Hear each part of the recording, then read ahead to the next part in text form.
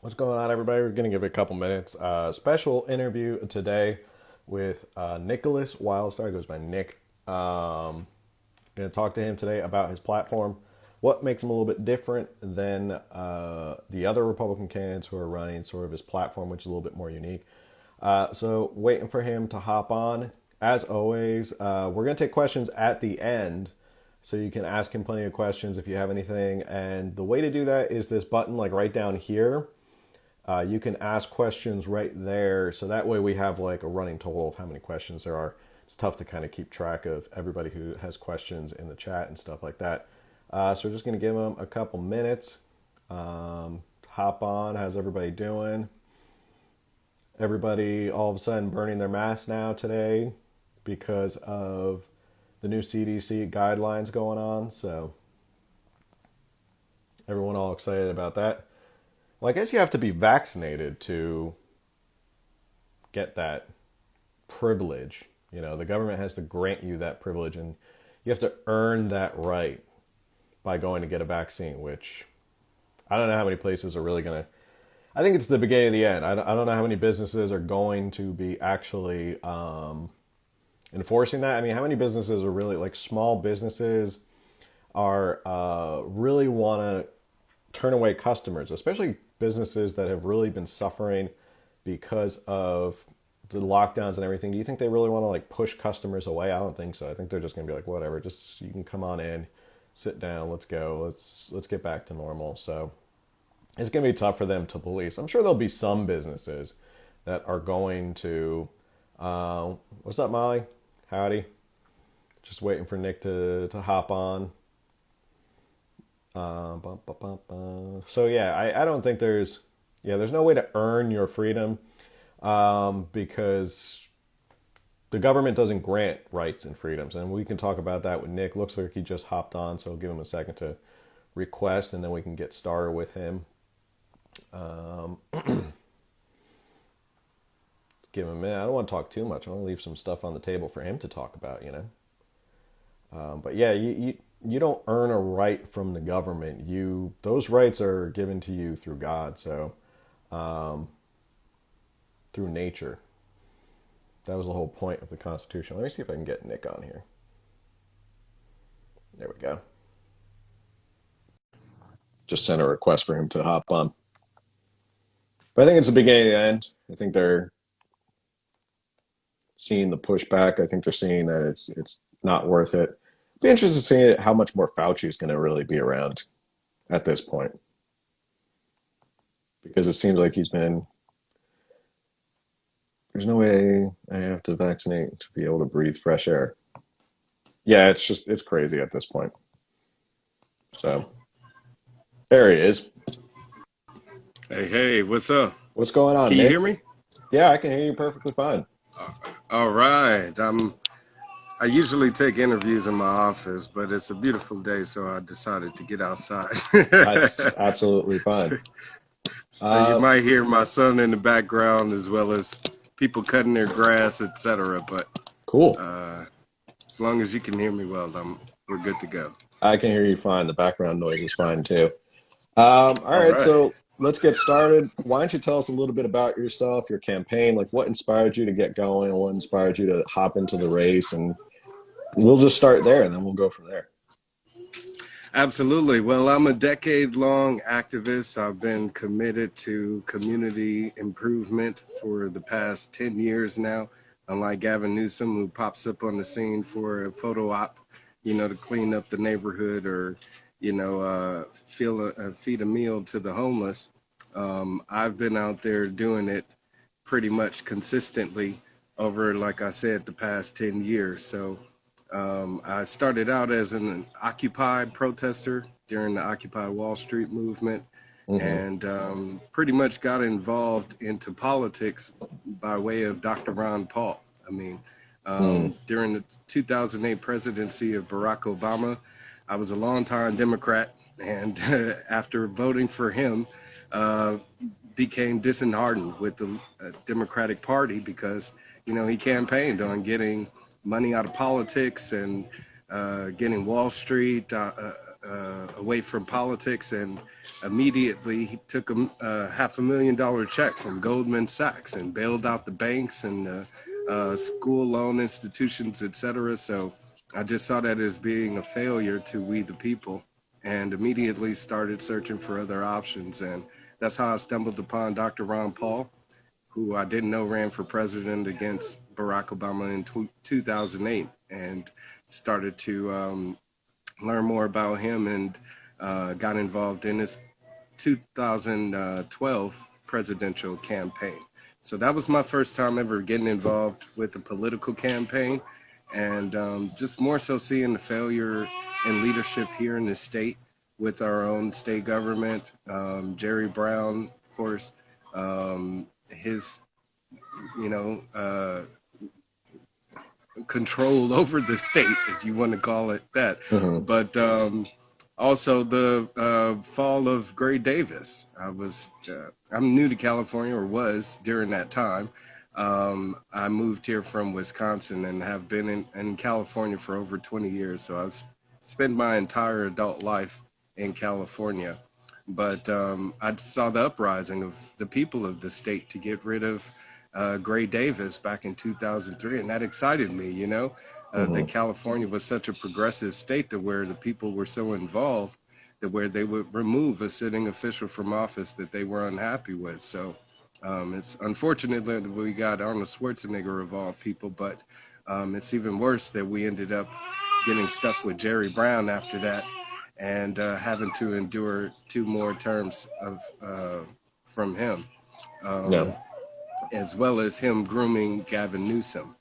But just seeing that failure in leadership of the state made me want to get involved myself. Hearing Dr. Ron Paul speak, he said, "Hey, if you want to pick up this, torch of liberty and make sure it continues to burn, then get involved in local politics. Run for state office, run for assembly, run for city council, just run for something." So like I said, seeing the failure in leadership of the state, that's why I chose to get involved and put myself out there as a candidate. So I ran in 2014 as an independent candidate for California governor. You may see I'm sweating a little bit. It's hot out here, man. And then I ran again in 2018. I was the Libertarian candidate for governor and was endorsed by the party then.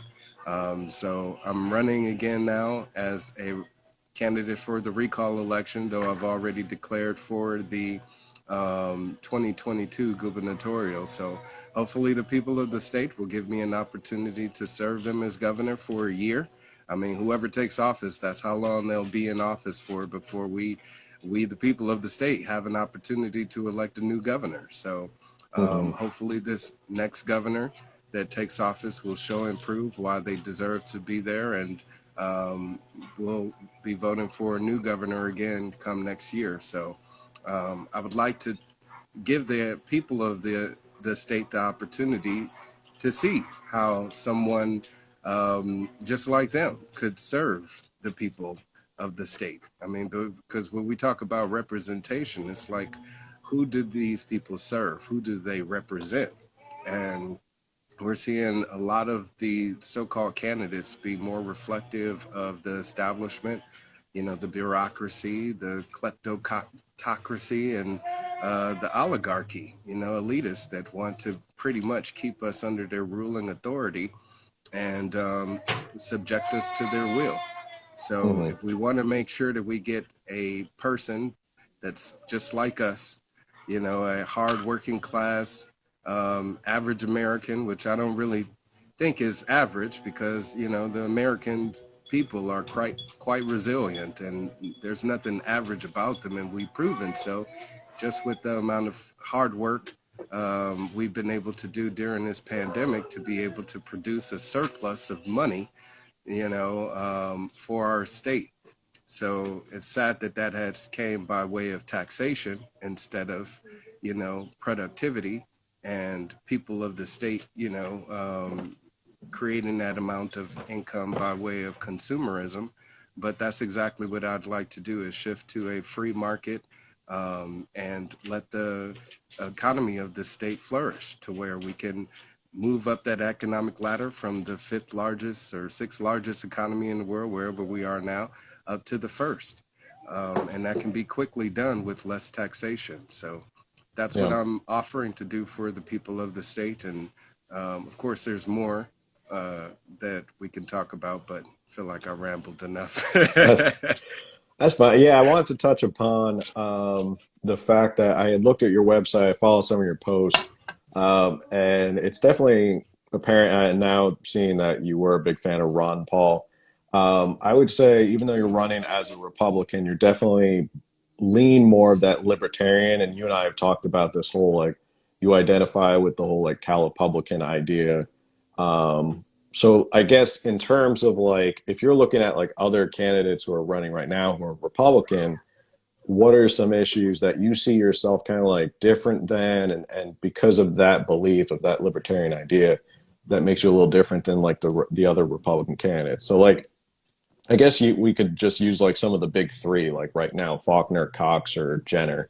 I mean, Jenner, we have no idea where she stands anyway, so it's kind of hard to figure out. But if you just want Yeah. to expand on that. Well, the biggest appeal with Jenner is supposedly she's going to be inviting in the people that identify with the minority, uh, I guess, retrospective politics. So that would be her biggest appeal. But what I've come to find out by being one of the signature gatherers for the recall petition, which you can see I'm wearing, recall Gavin Newsom, but just speaking to those people signing the petition face to face, person to person, um, they want somebody that's fiscally responsible. They want to be able to make sure that our police are being held accountable, you know? Hmm. And a lot of California Republicans do agree with that. I mean, they want to make sure that, that police officers are being held responsible for their actions just like everybody else. They don't want to spend that much money on their mishappenings, and their wrongdoings, as well as spend more money on their militarization. They don't care if a black man owns a gun. They don't care if, someone smokes weed or anything else for that matter. They don't care about gender identity or any type of sexual orientation, or if someone wants to marry, someone of the same sex. The California Republican is more relaxed on those type of ideals, which is why they've been so popular in the state. And on the flip side, you have a lot of Democrats which are more so leaning towards conservatism, which is why you, in the past election,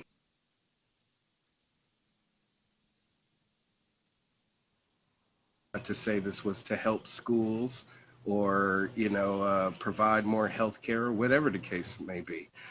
Pretty much every tax increase that was on the ballot in the last election lost. The California voters also voted to, give voting rights back to felons. They also voted overwhelmingly to pass Prop 22, a loophole for rideshare drivers to get back to work, which they weren't able to do thanks to AB 5 and Gavin Newsom passing that law, despite how hard the Democrats and Newsom went in against speaking against it. So, in speaking to the people of California face to face, like I said, to entice them to sign a petition, they were all on board with that.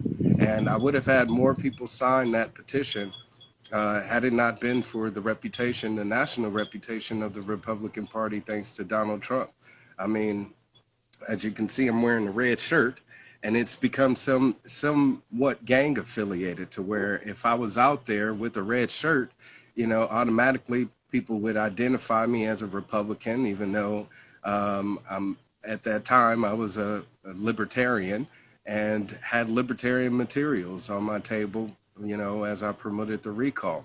Hmm. But uh, even still, like I said, it was hard to shake that reputation. It was more difficult to get other people signing the recall because of the stigma of the National Republican Party. So I've even got into shouting matches with other black people calling me a white supremacist and just all sorts of ignorance, man. But like I said, it would have been much easier had I just been able to focus on speaking to them about the issues, because those people that did actually hear me out, that's how I was able to encourage them to sign that petition, as Hmm. well as the Cal Exit petition to research, secession from the United States.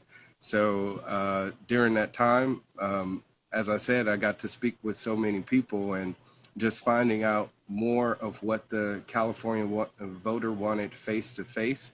I think it definitely creates an opportunity for the California Republican, Cali Republican, to establish a unique identity here in the state to rival the Democratic Party, which has obviously, destroyed our state, destroyed our economy, destroyed our liberties, and they're definitely not abiding by their constitutional oath, which we see a degradation of across the board. Yeah. So, if we want to make sure that we have constitutional representation and a constitutional republic instead of a democracy, which is taking over here, majority rule, Hmm.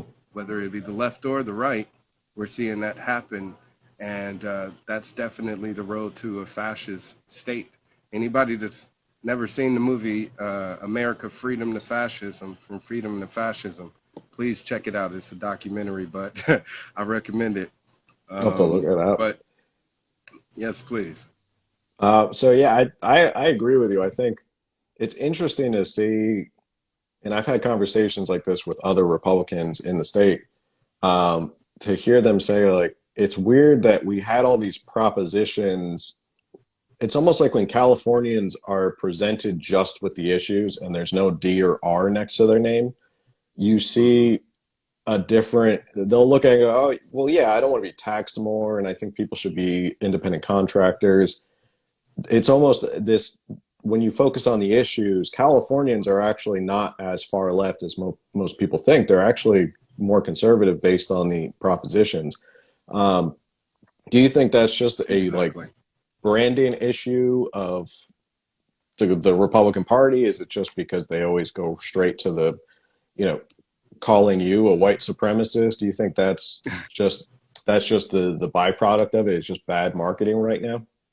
Yeah, and the identity politics, of course, through the mainstream media doesn't help, especially Hmm. when they go to regurgitate those same type of propagandist type of ideas, and the majority picks up on that when that's really not the case. Hmm. So that's what I'm saying. If the Republicans of California want to have an opportunity to win, then you're going to have to support someone that is outside of the box, someone that is an outsider and a loyalist to the Constitution, Hmm. as well as I said, that will appeal to the liberal people and progressive people in our state that are demanding for criminal justice reform, that are demanding for the decriminalization of substances like marijuana and, psilocybins and etc. And that's demanding also for less taxation and more accountability in government.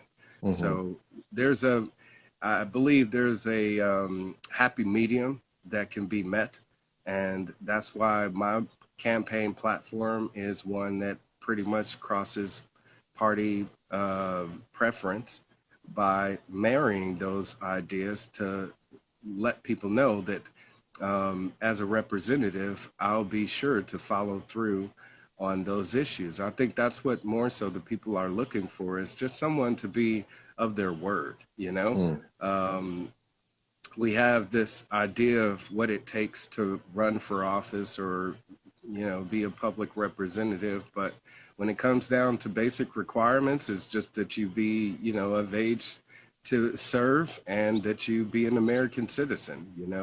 So but of course you have other people that have their own um, you know requirements, whether it be education, or a certain amount of wealth that's been acquired, or you having a certain amount of business experience, or whatever the case may be.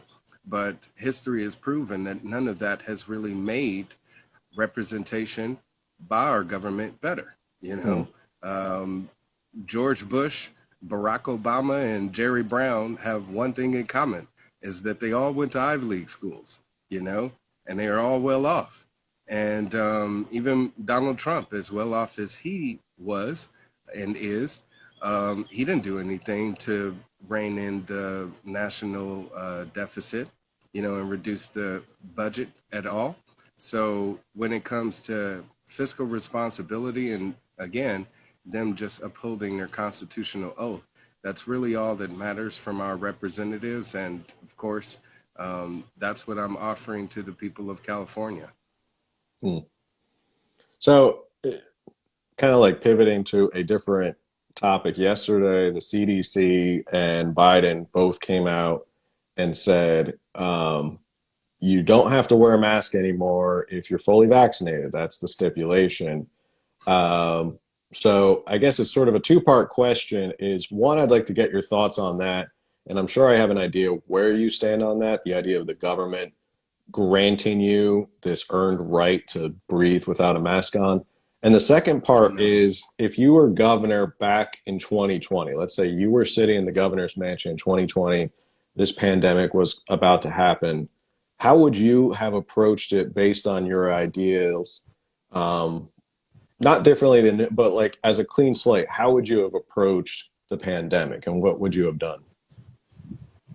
Well, not having posed, any mandates on people. I see one of your viewers said, "My body, my choice." You're absolutely right about that. Whether it be a mask, whether it be a vaccine, whether it be you putting yourself in harm's way by even going outside to experience some fresh air, even though they said that this supposed deadly virus is airborne.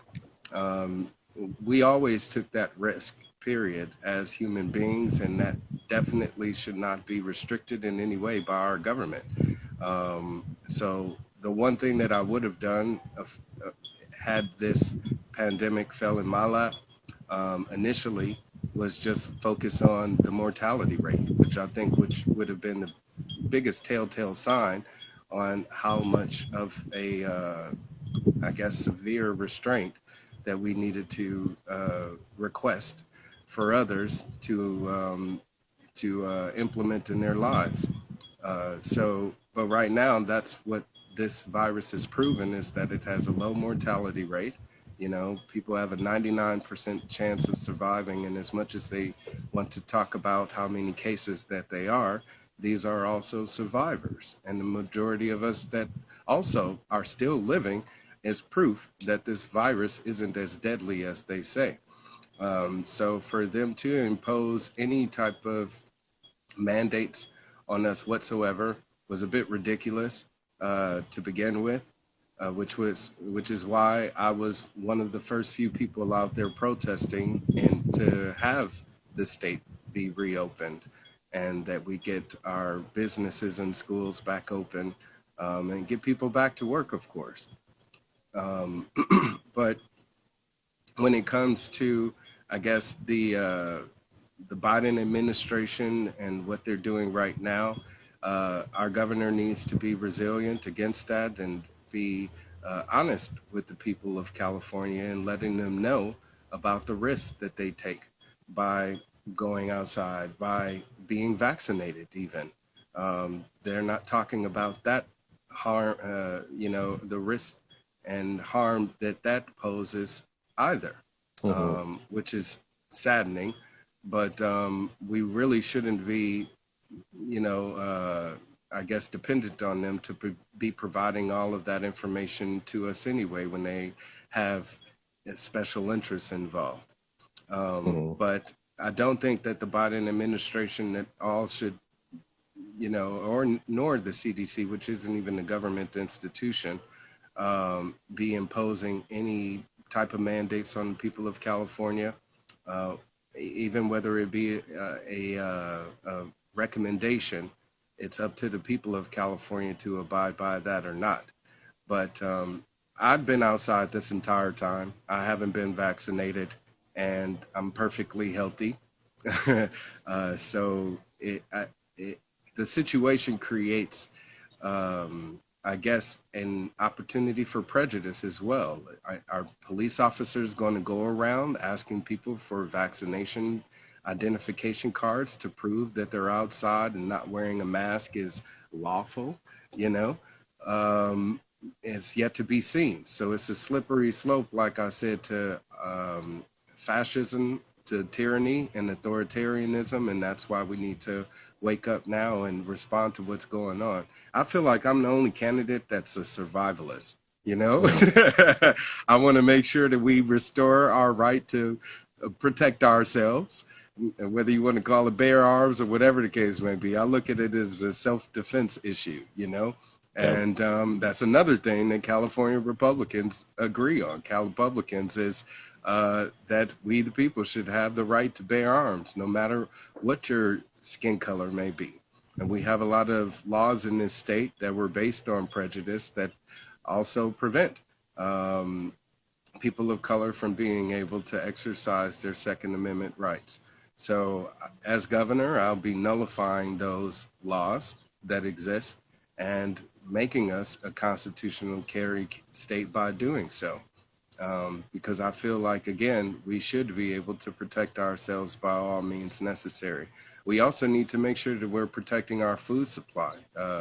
You got all types of costs skyrocketing right now, whether it be for lumber, which adds to the cost of building for the home builders that would like to create affordable housing. So that makes that more difficult. But of course, the cost of food is also going up. And California is one of the nation's, if not the world's, largest food supplier. We provide over half of the nation's fruits and vegetables. And if we want to continue to be able to eat and have food on our table, which I think is more important than,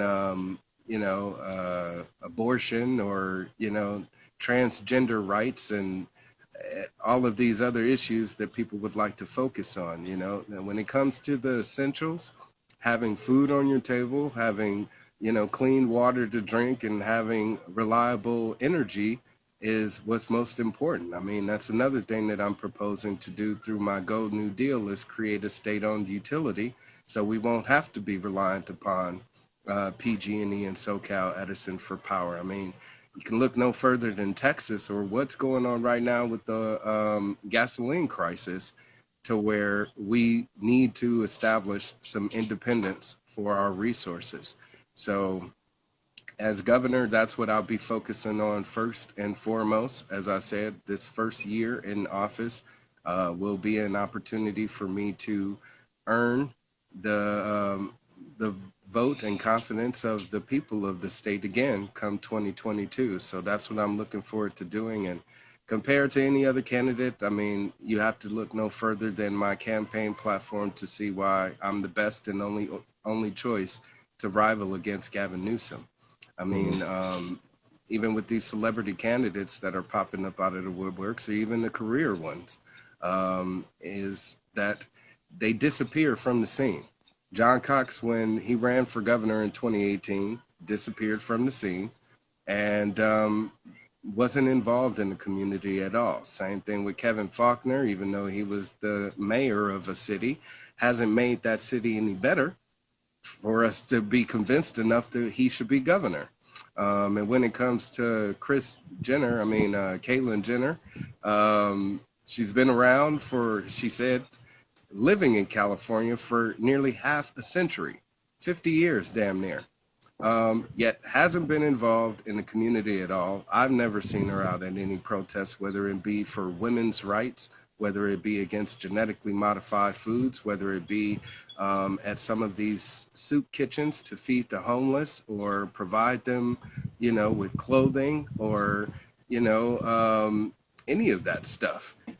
So somebody like that is definitely not um, eligible to be representing the people of the community. So I, as a voter, I take those things into consideration first when I want to support a candidate, and I feel like every voter should do the same thing. Um, and right now, I'm encouraging everybody that does want to make sure that we're properly vetting our candidates to get involved in the neighborhood precinct project, which has been showcased on the War Room by Steve Bannon and introduced by Attorney Dan Schultz, which is basically for us to get involved on the community level and to get involved with our political parties, with the Republican Party, and rebrand it and reform it. If we want to make sure that we again have an opportunity to challenge Gavin Newsom and the Democrats, the Republican Party is the best way to make that happen. But they're not going to win if you prop up um, a far right Republican, a Trump Republican. It's not going to happen. However, if you focus more so um, on the California values that we all agree on, uh, regardless of your political party affiliation, then you will have an opportunity to win. So that's why I'm asking for all of the Cali Republicans to join me in getting involved in the precinct committee project. Of course, if you want to visit my website, wildstar2022.com, you can send me your contact information and I'll keep you involved, keep you informed on what's next to come. Yeah, I think I always joke that I sound like a broken record, but that's always a great way if you want to get involved and you get frustrated with like candidates out there and you're like, Hmm. why are there never any good candidates? Well, if you get involved at these precinct levels, you are part of the grassroots movement that starts to help push the candidates that are better for office here in California. Exactly. So it is important to get involved in those local organizations, to get involved at the grassroots level, because if you let other people just run the Republican Party, they're just going to run it the way they want to. You Yeah. slipped in And something right there. Sorry to cut you off, but you slipped no, in go something ahead. right there about a gold new deal. What? I don't. I didn't see that when I was looking at your page. Can you go over what your gold new deal is? Yes, it's basically to shift our state to renewable energies, but instead of, the big corporations benefiting from that, and of course these career politicians with their crony capitalist relationships uh, keeping us oppressed because of it, puts that power back into our hands. So I am offering to create a people's bank of California. This will be a bank owned by the people of California. That way, our cannabis industry, which is largely a cash on hand business, is able to do legal banking. I mean, you have it now being considered that the big banks will be able to allow cannabis banking, but um, for the moment, they aren't able to. So if we were to create a bank where they'd be able to do legal banking here in the state, we'd be able to benefit from that. This would create an opportunity to provide, zero interest loans to those people looking to start a small business and get turned away by the major banks, especially people of color, that may not have the certain amount of capital to you know, uh, make the banks confident enough to give them money. This also could be an opportunity for us to create a UBI for the people of the state, for those in need, and help those underserved people in need. Also, since it would be a bank that we own, we could open it up to other currencies like cryptocurrency, where you'd be able to do banking with crypto, whether it be Bitcoin, Doge, or Ethereum, or whatever the case. Bitcoin would be acceptable, so will precious metals. We can even look into creating our own currency, California dollar, to rival the Federal Reserve note, since it is proving that its usage is inflating our currency. And if we want to make sure that life is affordable here in the state, that we need to make sure that we have other currencies um, in circulation. That way that we can use other forms of payment.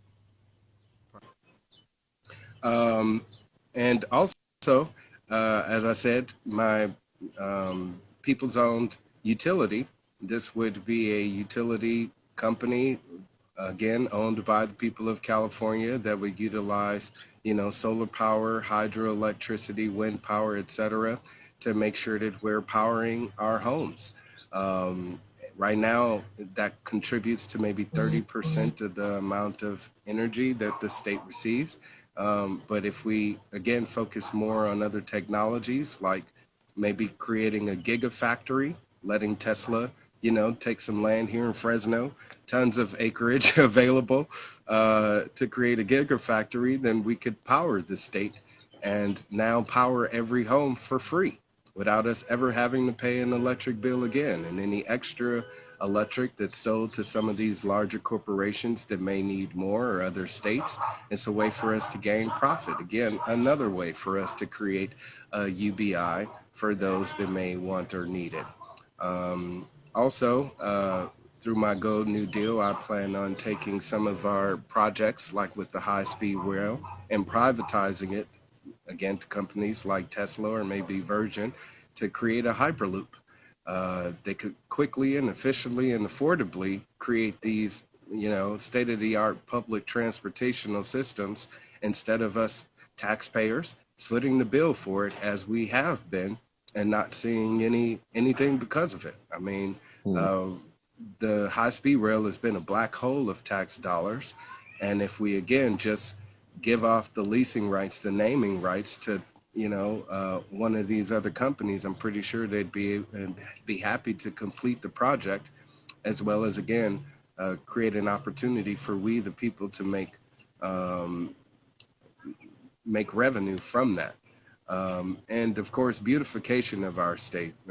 Gavin Newsom isn't the only person out there cleaning up neighborhoods, and it doesn't need to be a one-time thing. It shouldn't be just for a photo op when the cameras are on. It needs to be something that we're doing continuously here in the state, especially if we want it to look as great as it should.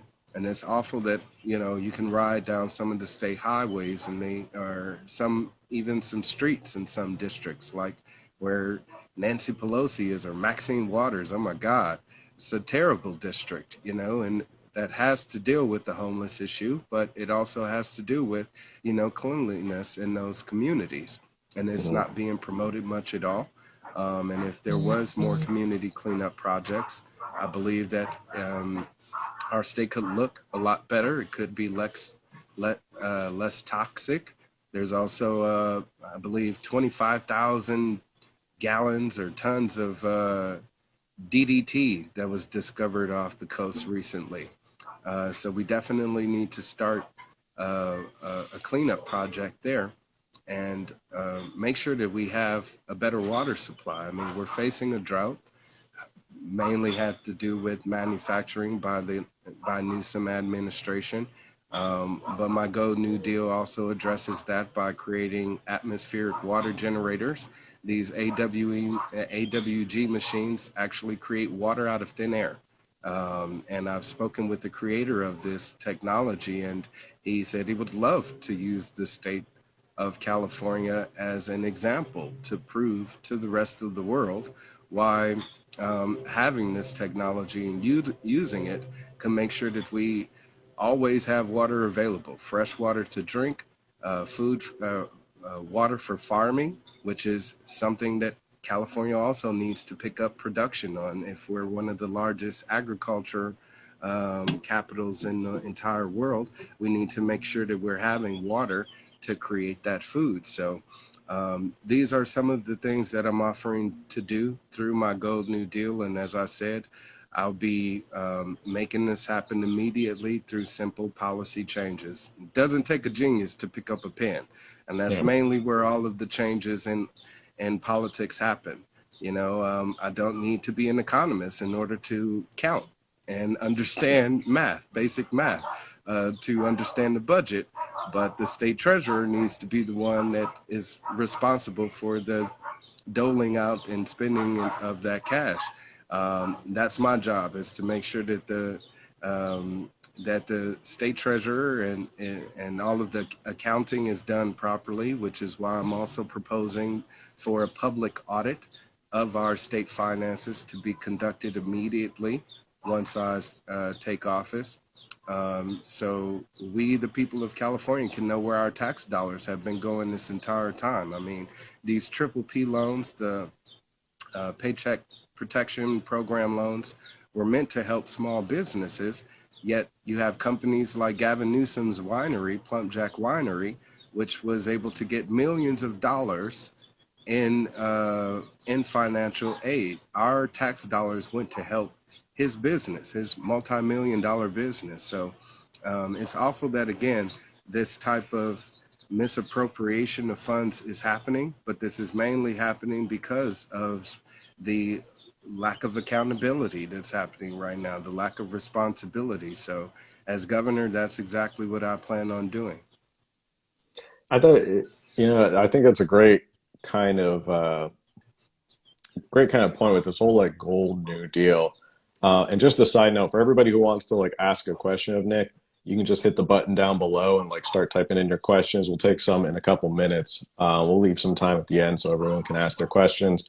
Um, but I think that's interesting because as opposed to like AOC's Green New Deal, which is basically government takeover of the economy, it sounds like you're proposing the government working together, like a public-private partnerships, incentivizing free markets to come in and like solve these solutions when it comes to like water, energy, or transportation. And I think that's just interesting because in the debate, you always hear like, well, we don't want the Green New Deal.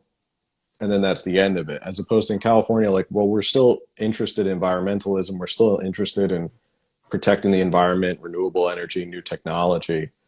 So I think that's really Exactly. interesting that you've kind of like countered her deal and said, well, I have a much more.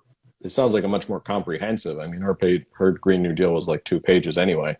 Um, but you actually like thought of like, well, this is what I would do. This is how I would solve these different things. Um, Yes. so, And it also put the profits gain into the hands of the people. You know, the mm, government only needs so much money to operate. And it's sad that a lot of people say, well, if you cut taxes, how is government going to operate? How are you going to be able to afford all of these things?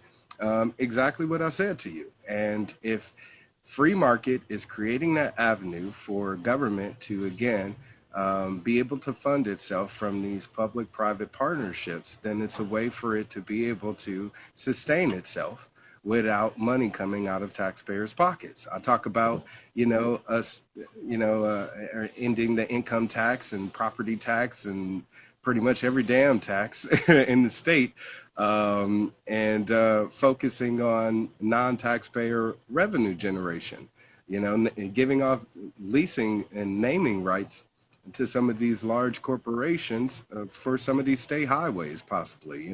Instead of calling it the Golden State Bridge, what if it's for 1 year called the Verizon Bridge, because they paid $100 million to the state, so we can call it that. The next year after that, it may be called the Disney Bridge or whatever the case may be.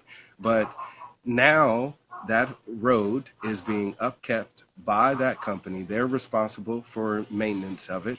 And at the same time, we're getting paid money from that business to fund operations, fund government operations, and some of these other social programs. So it's a better way for us to shift to a way where we're not, the government is not being dependent on we, the people, to sustain itself. I think that's the best way for it to kind of operate, which is why I'm offering, I let people know I'll do the job for a pay cut, because I don't think these politicians should be getting paid six-figure salaries. I'll do the job for 60,000, 60K. That's about half of what the government gets paid right now. Actually, I believe it's um, about 170,000 is Newsom's salary. He gets paid about 15 grand a month. Um, and from his salary as governor. So I'll do the job for half. I'll make sure that every state employee gets paid no more than 60,000. I won't take a pension. I will end the pension. Call JWG Wentworth or JG Wentworth and have them take over our pension program, which is also siphoning off a certain amount of money from taxpayers. We're not going to be able to pay for our unfunded liabilities. And it's digging we the people into debt, not only us right now, but the next generation and the generation to come. So if we want to stop that, then we have to do so now. I'm the governor that's going to do that. And I believe that I'm the only candidate that's offering to do so as governor. So that's why I ask Mm. people to, of course, find out more about me and see how I rival against the competition, because there's a lot of disingenuous people that's doing this for all the wrong reasons, whether it be fame or money or uh, power or whatever the case it may be. Yeah. I look at kind of my involvement being similar to like being a pro bono attorney. Even though people hate attorneys, just like they hate politicians, it's like you got some good ones too. And the pro bono attorney is a good attorney. They're doing it really for the little guy. They're not Mm. doing it for money. They're doing it for the victory and for justice. And that's why I'm running for office. If you visit my website, you'll see I have a banner and I got the words honest, loyal, and brave. And the story behind that is I had a debate when I ran for mayor of Fresno, where I live.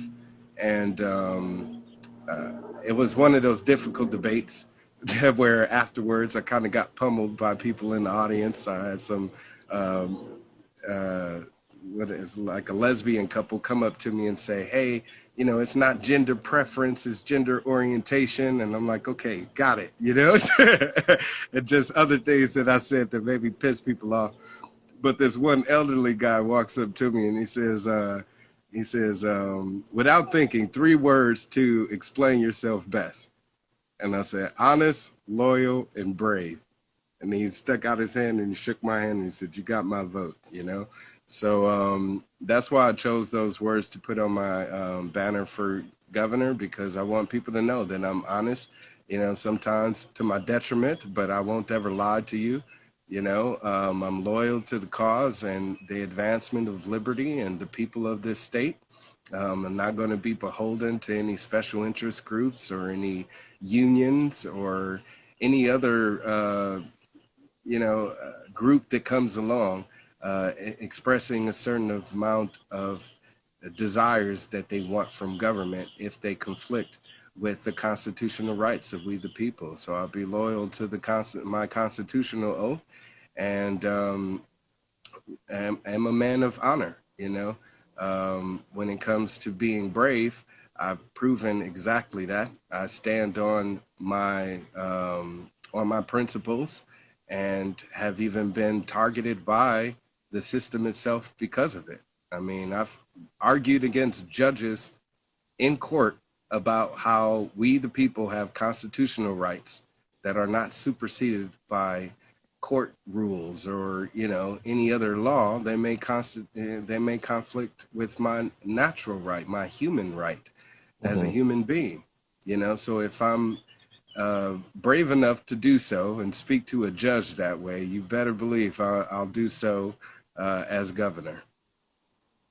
Awesome. So I think it's a good time to like transition into questions. There's one quick one. Somebody said, I like my gas truck. Will you take it away? Simple yes or no. No, I will not. I Okay. know that Newsom implemented this whole, electric car deal by 2035. So that's great. But you got to make sure that you have a reliable power grid for these electric cars, which we don't have right now. Yeah. So don't prevent people from being able to have access to gas or buying a gas powered car. Just give people more options, and you'll see naturally that shift to renewable energy vehicles, will happen. So this other question, it's not coming from me. I already said I'm closing the book on him. But someone asked your thoughts on Major Williams. It's funny that I should be asked about such a thing. I was hoping or expecting that to come up at some point. But I'm glad someone else brought it up. I didn't want to bring it up. I'm trying to close the book on them and move past it, but someone right. brought it up, so they want to hear your Actually, opinion. I'm thankful that it did because I appreciate you for actually doing your due diligence to bring to light what you did about his about his reckless spending with his campaign funds. I mean, I, as a candidate, as I said, I've ran three candidates campaigns. Actually, this will be my fifth campaign, political campaign, and it's always been on a shoestring budget. I've even went for broke sometimes, spending thousands of dollars of my own money and upsetting my wife along the way, um, by doing so, simply because, again, I care so much about improving the system and the conditions of my community that I'm willing to invest in myself to make that happen. I'm not going to pander to people. I'm not going to lie to people and say certain things and use demagoguery just to excite them or anger them enough to want to vote for me or put money on me for that matter. And Mm. it's sad that a lot of candidates still use those tactics because, like I said, it kind of taints the efforts of those people such as myself that does it for genuine reasons. But when it comes to Major Williams and with regards to him standing on the issues, when it comes to fiscal responsibility, he's definitely proven not to be that. So anybody that claims to be a conservative or identifies as such can look no further than his lifestyle and his spending habits as a candidate to see why that's something that it should be questionable being given the opportunity to spend millions, if not trillions, of taxpayers' dollars. Right. Um, Also, myself, I had my own personal experience. As I said, I ran for mayor of Fresno, and just afterwards, after not winning, turned my eyes, set my eyes back on running for governor again. And after consulting with my wife, I came to that conclusion and immediately started pounding the pavement and, getting my name out there to let people know. So um, I had reached out to Major because I met him in passing when he was running for mayor of Pasadena at some of these reopen protests. So I learned about him by way of that, and him and Joe Collins, etc. It's kind of like a closed network when you get there. But I know all these guys. But I reached out to Major, and found out that he had some political action committee, which is a PAC. It generates funds for candidates. And I was thinking, hey, since he's starting up this PAC to help the next candidate for governor, conservative, that hopefully he'll want to support me. Or I wanted to find out more information pretty much about it, how I can get involved. And I received a response back letting me know that, hey, basically that he shut down this organization, that the powers that be, his words exactly, wanted him to run for office, and that he had uh, that's what the money was going to be used for. And I reached out, I responded, hey, that's fine. I still think we can create some camaraderie to where we can run, together and do like a simultaneous thing where we're co-campaigning, to help get our names out there further. I actually did this with the Green Party candidate, Chris Carlson, during my 2018 campaign, and we were able to get more, interviews and endorsements and debates because of it. So I saw an advantage to doing that. So I say, hey, see you as another black man, and a former rapper also, so I see a lot of things that are similar between us. And I said, I also have a podcast. I'd like to, bring you on to interview or whatever. And he responded back, letting me know, hey, well, actually, that he advised against his advisors and isn't going to be running for all, you know. So Mm. I'm like, okay, well, let me know, what you want to do. And next thing you know, I'm seeing ads around about Major for governor, so as I said, when it comes to one's intent on why they want to run for office, there's nobody behind me saying you should run for this office because, I came up with that choice myself. And after, again, speaking with my wife and deciding what's best for us and our family, that's when I came to the conclusion that I was going to put myself out there to be a public official. It's not easy, and Hmm. you get drugged through the mud a lot. And yeah, so pretty much that was my experience with him. It's sad because once all of this kind of came to light, I had that one of those moments where I was like, I told you so, and I acted on it. I shared the screenshots from the conversation that we had, and I learned out about his conversation with Kareem Tatum and saying, keep your woman in your place, and the I guess sexual harassment allegations, etc. I just know how tempting politics can be. It's sort of like being in the music industry, Hmm. going from an underground musician to a commercial artist, and it's the same way with being an underground politician to being a commercial politician. And you start to get caught up in the limelight and fast life and the glitz and glamour of it all, and you have attractive women around you, and and there's drugs flowing and alcohol and all of this that can tempt someone away from their principles and Hmm. from their ideals.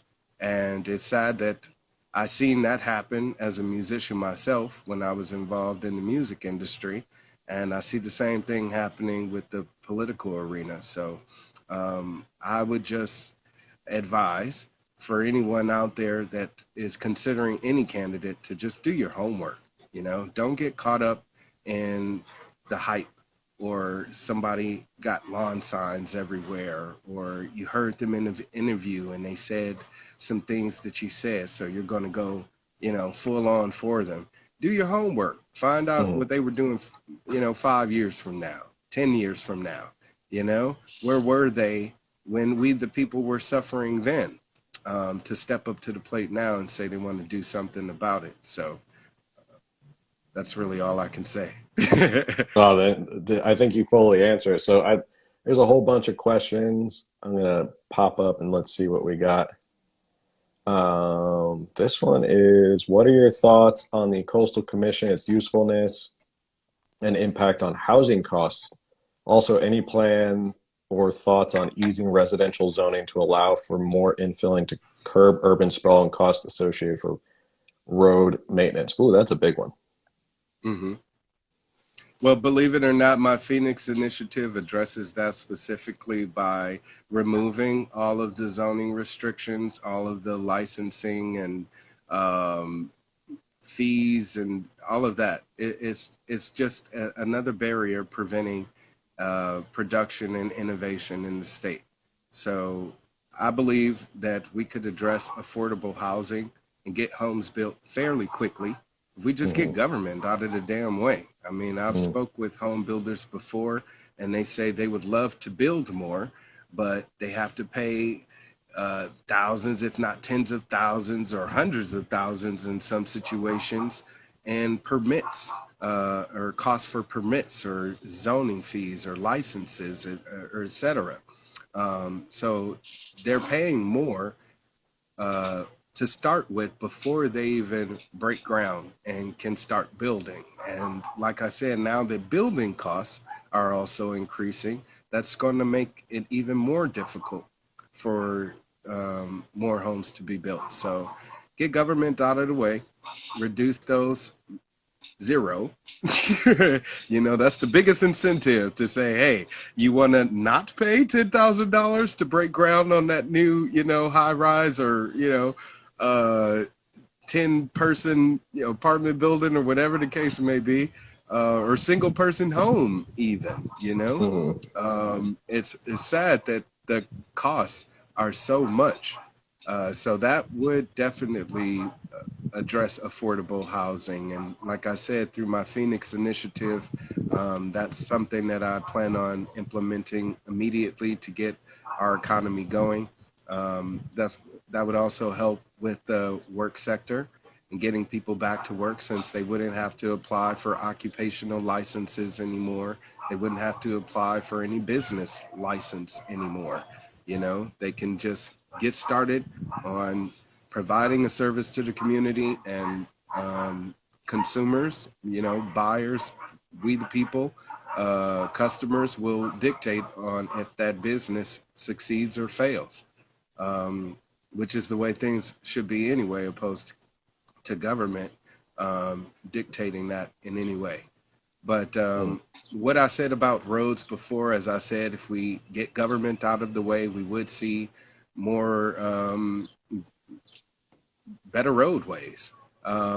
During my campaigns for mayor of Fresno, as well as governor and Fullerton City Council, when I ran for that, I let people know about how Domino's actually had a pilot program, and still has, I believe, where they will pave your roads and fix potholes just to put down the Domino's logo. You as taxpayers don't have to pay a dime, and they will pave roads and fix potholes. And they've done this in cities all over the state. Why Hmm. would we not want to have that done more? Even the company Pornhub, you know, they had a promotion at one time where they were plowing roads, no pun intended, out where it was snowing. And, you know, it was difficult for people to get through roadways because there were snowstorms. So if we allow the free market to, again, come in and provide solutions, free market solutions, then we, the people, benefit because of it. In many ways, we have that societal need addressed immediately, and we're not paying for it as taxpayers. You know, it's a win-win all the way around. So if we want to make sure that we're, again, benefiting from those opportunities, we have to make sure that we have a governor such as myself in office that isn't going to be putting those special interest groups or their own personal interests over the needs of the community. So Hmm. um, I hope I answered that fully. Yeah, I think you nailed on a whole bunch of things. Before I keep going, are you still good on time? I don't want to take up all your time because it's been about an hour. Yes, yes, I'm good. I actually Okay. cleared out the rest of my afternoon. Let's see. I'm trying to pick a good one. Um, There's a lot of questions, so I want to make sure. All right, Uh, that's always a good sign.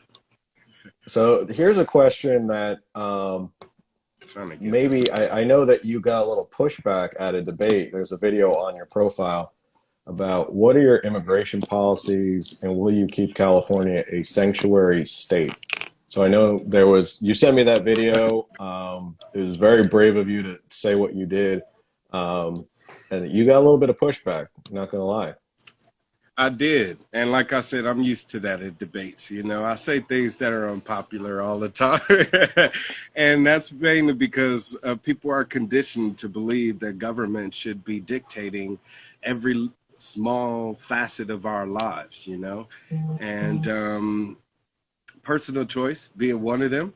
And immigration and citizenship falls under that category. I have to remind people all the time, being a citizen is not mandatory. It's optional. You know, it's not against the law for somebody to be in this country and not be a citizen. So to call them illegal is stupid, you know, and it's inaccurate. So if you want to pay attention to the facts of the matter, again, America, land for everybody. It says it on the steps of the what is it, the Statue of Liberty, you know? Now, when it comes to the immigration process, and that's what I was talking about, which is making it easier. You know, I've spoken with people before that have applied to become citizens, and it's costed them an arm and a leg. It's taken them forever, you know, years, sometimes decades even, and then they just give up at that point. So that deters them from ever wanting to become a citizen. And it's crazy because the video that I shared with you, it was of me saying all of this at a debate in front of an audience that was mainly a makeup of conservatives and I would say Trump supporters, where these ideas were not very popular. And I was booed because of it. But on the flip side, you have Caitlyn Jenner on an interview with Hannity saying exactly the same thing, and basically making the citizenship process would encourage those people that are in our country that aren't citizens, you know, entice them to want to become citizens, and she was applauded for it. So I catch the flack because I'm doing it in front of people's faces. And I think that's Mhm. what sets the difference between me and someone like Caitlyn Jenner is I'm not using the the mainstream media machine and the you know the camera, the Hollywood, to get this message out there. I'm saying these unpopular ideas to people's faces, and as much as they may disagree with it, they have to know that when it comes to government's role, it's restricted to the Constitution. We are not a democracy. So as many people want to say this is the way things should be, we're a constitutional republic, and because of that, as much as you may want things to be that way, that's not how things should be. So I'll be upholding my constitutional oath and making sure that, again, the path to citizenship is easier for those that want to be here in California. I think the people of California benefit tremendously from our immigrant population, whether it be those that come from South America or Mexico or China or India. We benefit from people from all over the world being here.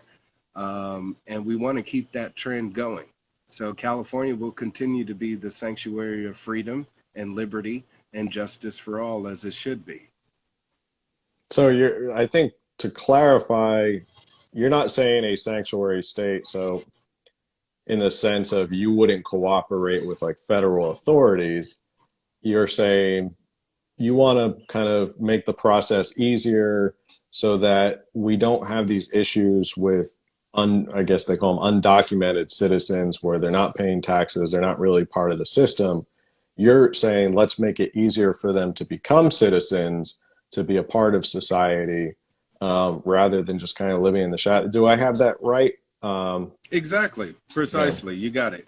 And one of the biggest deterrents about people and and I guess their feelings about immigration is they feel like they are taking advantage of the system Mhm. and social welfare programs. So my proposal to that is to take it away. You know, add some sunset clauses to these social welfare programs. I personally, for a fact, don't think it's fair that as a taxpayer, I should have to foot the bill for someone else having a kid for 18 years. That to me is unnecessary. And I feel that way about having to pay for American citizens who have children and having to pay that. So whether you're American or not, I believe that if you receive social services, it should be for a limited time. After that, you're on your own, you know? Mhm. Um, and again, when it comes to security of people of this state, whether you're an immigrant or not, if you commit a crime, you're going to have to do the time, you know. And if you're not in this country and you commit a crime, then they have deportation rights because of that. So if you do something to where it ends up to where you will be deported because of that, it's on you. You're the one to blame because of that. Hmm. But I think if we take away the issues that people have with those people that are that are here and not citizens, then that will reduce the amount of anger and resilience against them being here. Because, as I said, the people of California benefit from it, especially our agricultural industry, which we definitely want to make sure that we're keeping on the up and up. And if we want to make sure our fields are tended to and the vines and trees, etc., then we want to make sure that people are able to take those jobs. So, Hmm. um, as I Yeah, said, that's pretty much how I plan on addressing things. yeah, it's a tough issue. I see a lot of people commenting about like the difference between like legal and illegal immigration. One of my close friends who's very libertarian, we were talking about this was back in 2016 about Trump's immigration policies, and she said, I'm all for open borders, but the trade-off is we're just going to eliminate all welfare. We're just going to get rid of all welfare. There's not going to be any welfare Exactly. anymore. Um, so that's the trade-off. And usually when you talk to people who are pro open borders, you say, okay, that's fine. Just take away the welfare, which sort of sounds like what you're proposing. And I think you're onto something that's really the beacon, or that's like the carrot of why people come to America. It's why they skip over Mexico. Mexico does not have welfare. They're not going to give non-citizens welfare in Mexico. I learned they don't even have unemployment in Mexico. So there's no carrot to stay in Mexico as opposed to coming all the way to America. Right. So I think it's that trade-off of like there are going to be people who come. We need to kind of figure out the process to make it better if they want to be citizens. And we've talked about before on some of my lives where immigrants are some of the most patriotic legal immigrants who come here, who become citizens, become some of the most patriotic, freedom-loving Americans that we have in our society. So I think shutting the door to those people who want to come here and be a part of America, um, I kind of agree with that we can't just say no to everybody because there's a lot of people who come Oh here and yeah. they become the most patriotic, flag waving citizens we could have. Um, Yeah, I've been to naturalization ceremonies to welcome the new American citizens, and introduce them to political parties. At that time, it was as a libertarian. And when I did these naturalization ceremonies, the Republican Party were nowhere to be found. So the Democrats, of course, were there. And they'd see me, and I'd be um, questioned up and down about what I'm doing there. But yeah, after speaking with the citizens, you're absolutely right. These are some of the most patriotic people you could ever meet.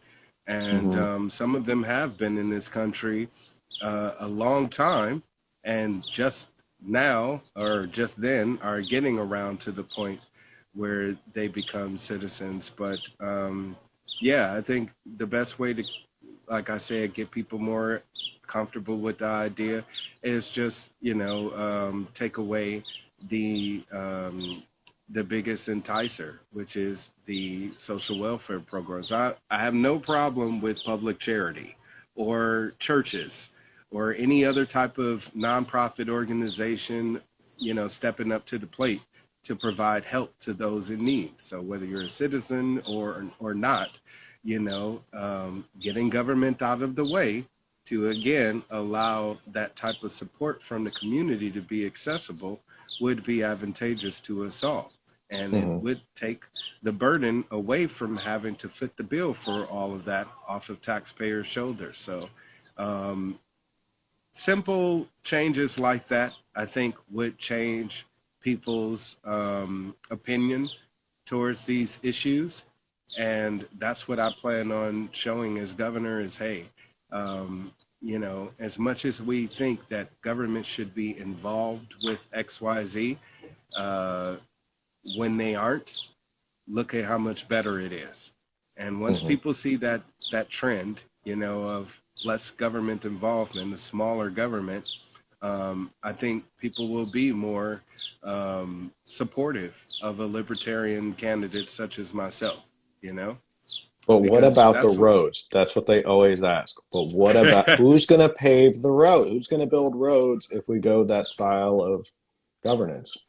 the free market. Like I said to you before, Domino's Pizza, let them pave the Domino's roads. Pizza is going to be built. All right, let's see what other questions we got here because I know that I see them. Bum, bum, bum, bum, bum.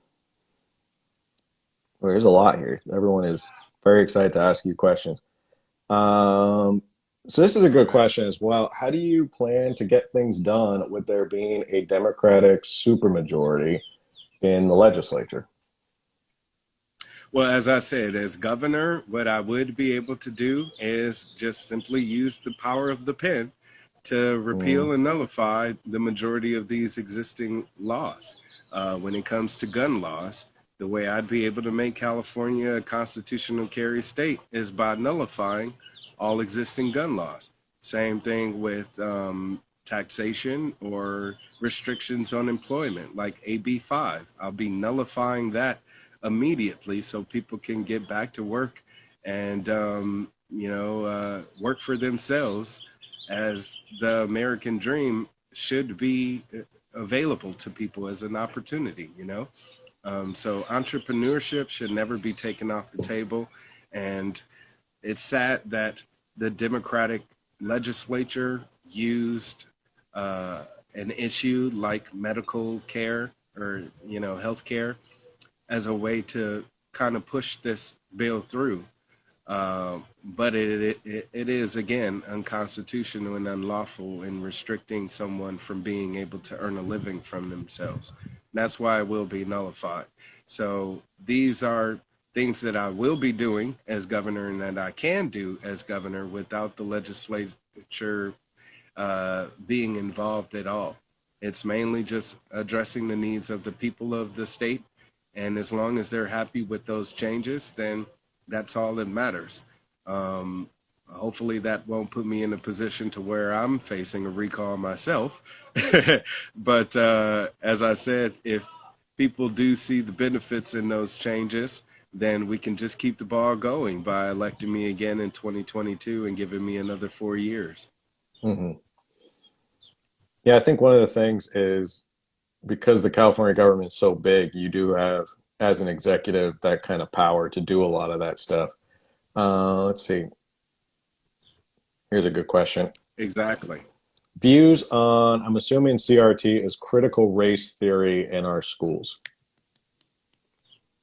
I believe that school choice should be localized. I don't think the government should be involved in that at all.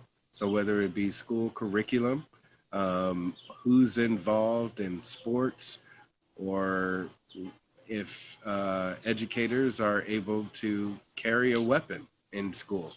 I believe that should be up to the parents, educators, and the students of those schools and those districts and those areas. And it should not be something that's done on the state level at all. I don't think that our state universities should be imposing any type of vaccination mandates on students as well. So I'll be nullifying that mandate to prevent that measure from being implemented. But um, again, when it comes to school choice, I think that should be localized. Um, there's nothing in the Constitution that says that government should be doing anything with education altogether, especially centralized educational system, which we have right now. Mhm. So the state of California, under my governance, will be shifting to a localized, locally controlled educational system where taxpayers in those districts will be able to choose where their funds go.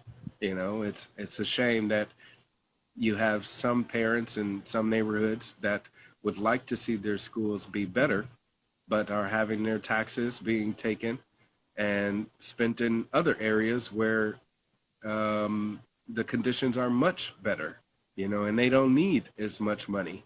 But because of the one-sidedness happening with representation, they're picking and choosing where that money is being spent. So I believe if your money is taken there locally by local officials, it should stay there locally. So that's why, as governor, there will be no redistribution of taxpayers' money from one city to the other. And when it comes to education, just expect us to have less of a role in that and for you to have more control. Cool. All right, I'm gonna give you one more question, um, and we'll wrap All it right. up. This question's been asked a couple times. How would you approach Prop 47, which is the reclassification of violent crimes? Um, as much as there's been a, I guess, census on how it hasn't been helpful, I believe that there also on the flip side shows how it has been helpful. Um, I think violent crime is a violent crime.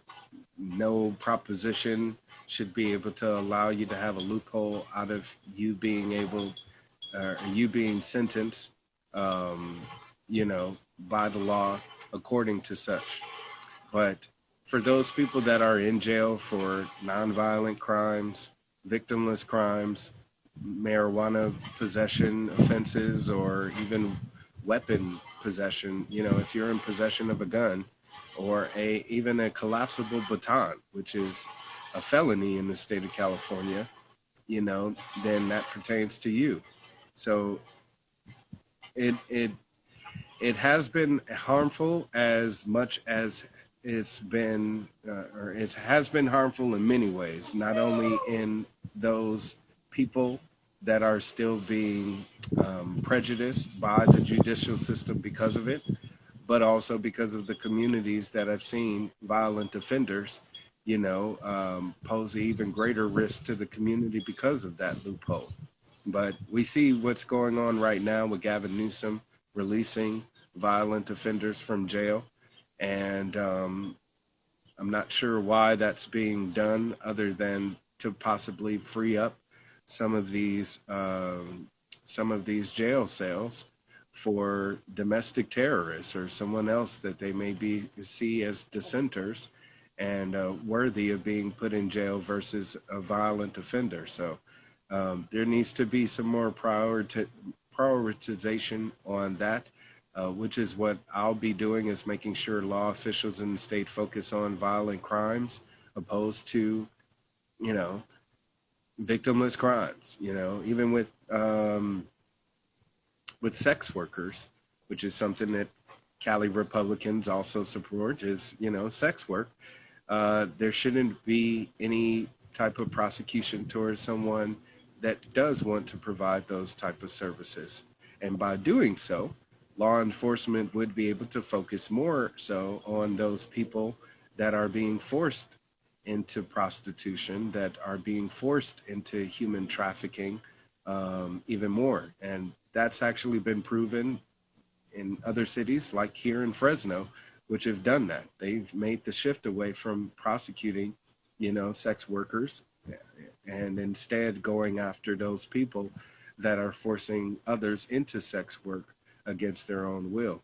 So if we can make police officers' jobs easier by having them focus on real criminals opposed to people that, are driving around without a seatbelt, then that would reduce the amount of police involvement in the community, as well as provide a safer community for us, since all of our resources are going to be poured into doing exactly that, making things better. Great. Well, that's all I have. I don't want to take up too much of your time. We've already been on for like an hour and a half. So I'm I'm sure we could used to sit here and 2 hour talk. interviews, man. So We, we could sit here and talk forever. nothing new. But thanks for coming on. It's great to Oh, it's finally a chat pleasure. with you face to face. I know we've been messaging back and forth. So any other final words before we log off here, or anything you'd like to say? Absolutely. Well, again, to the people of California, especially those that want to get away from Gavin Newsom and what the Democratic Party has done to our state. We need better leadership. We need more responsible leadership, one that are going to listen to what we have to say, we the people, and what our demands are for the state. You know, we want to see the homelessness be improved. We want to see the economy be improved. We want to see our schools be improved and better parks, etc.